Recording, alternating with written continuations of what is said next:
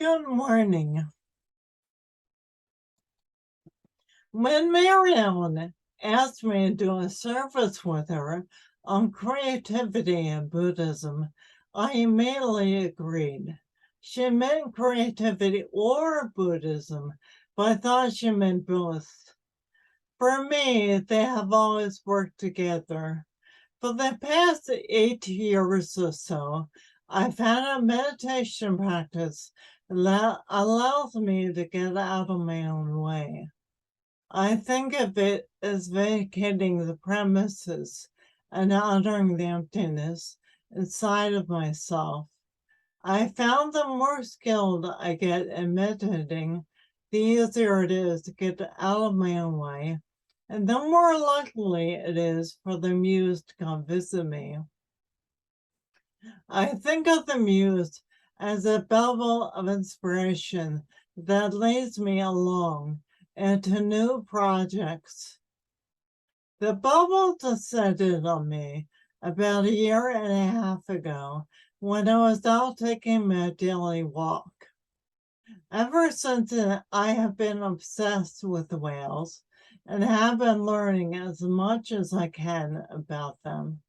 The novel addresses some of the issues that I was already interested in, such as veganism and being a voice for the voiceless, or in this case, since whale language is currently being studied, a voice that speaks for the animals who we don't yet understand.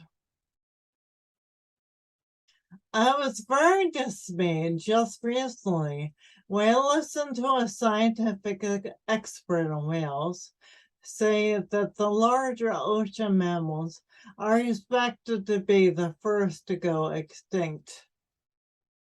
In this worst case scenario of climate change, if humans don't change their ways, the oceans will become unsustainable by the year 2050.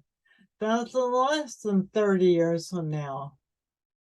I'm no scientist, but I do understand that the planets need the sea to survive, the oceans need the whales, and the human beings need the oceans. Hence, human beings need the whales. I found that many native cultures worship the whales, and that these people who live closest to the earth have a memory of the whales being their ancestors and their relations. I also found that there are people in Vietnam, the country that the Buddhist monk Thich Nhat Hanh is from, who worship the whales in special temples dedicated to the whales, and that if some people there find a beached whale who has died, they bury the whale in a ritualistic way, in the same manner as if the whale was a family member.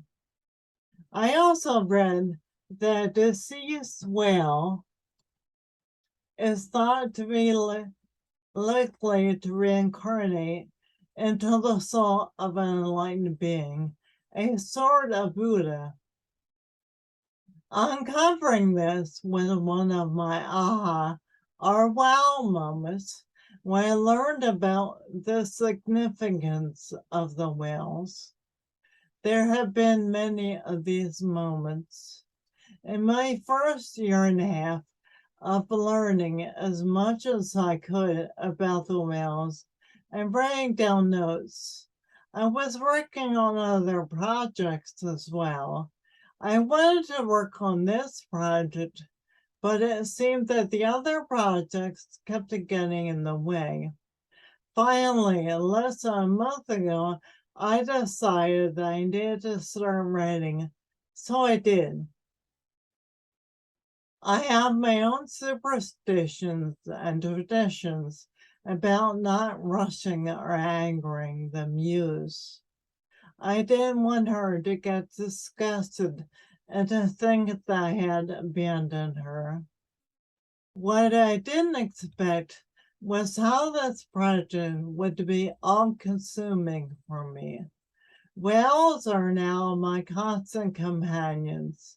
Sperm whales, who I am primarily writing about, live in matrilineal pods made up of great aunts, grandmothers, mothers, juvenile cousins, female calves, which is what young whales are called, and pre-adolescent male calves. When male whales reach sexual maturity, they are thrown out of the pod and live on their own or form pods with other teenage males. I figure there is probably a reason for this. Often before or during my writing time, I listen to recorded whale and dolphin songs, which I learned are used for healing. Dolphins, who are mammals, are part of the whale family. The novel that I'm writing has a working title of Dick Moby, which is what the narrator names himself after reading Herman Melville's novel Moby Dick, which he finds floating in the sea. Like me, my inner whale has some anger and trust issues, which she is working on. Unlike me, the narrator is pregnant and wants to resolve her issues, or as many as she can before her calf is born, as she passes her trauma on to another generation. The chapters are short. I'm going to read you a couple of paragraphs from chapter 2, where the whale tells you about the name she has given herself. After I read the book, scanned it, I decided to call myself Dick Moby. Dick means different things to different beings. Reversing the order of the words makes sense to me. When I use the word Dick, I use it in the most vulgar sense. I use it as a verb. Like the made-up whale in Moby Dick, I want to ram the whale ship until it sinks, and all that is left is splinters floating on the calm sea. The sharks will feast on the carcasses of the drowned. The splinters will settle on the bottom of the sea and be lost to eternity. I have never heard of a great white whale named Moby Dick. What was the author thinking calling the book that?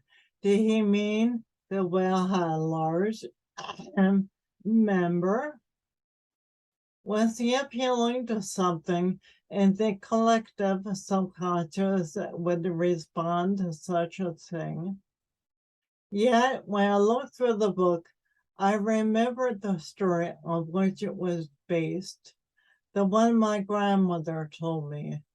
I realized the story has always been with me. It seems like I have long been motivated by fear and rage. Although, when it comes to human behavior, I have come to expect the worst, and I am no longer outraged. I was never hunted personally.